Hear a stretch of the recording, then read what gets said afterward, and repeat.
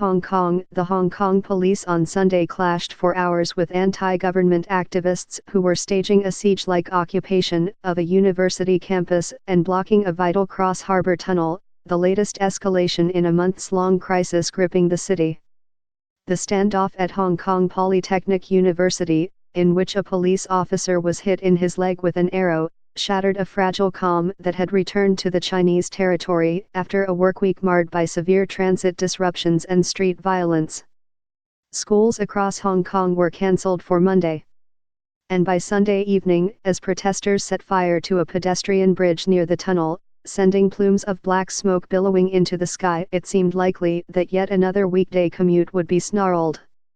The Hong Kong protests began in June over legislation, since scrapped, that would have allowed extraditions to mainland China, and have expanded to include a broad range of demands for police accountability and greater democracy.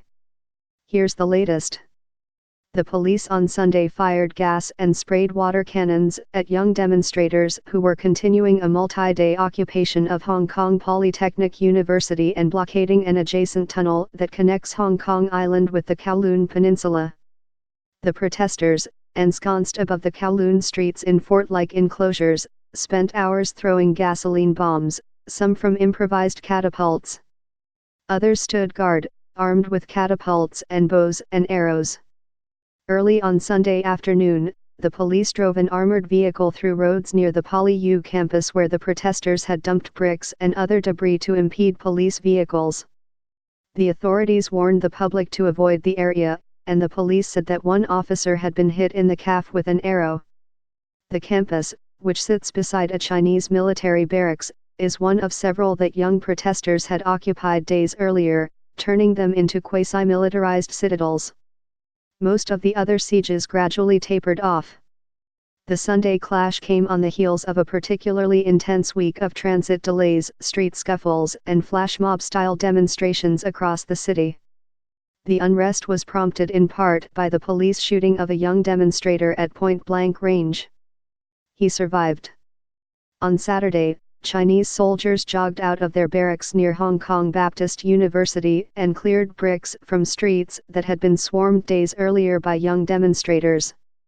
The soldiers wore t-shirts and basketball jerseys, rather than military uniforms, and carried brooms instead of weapons.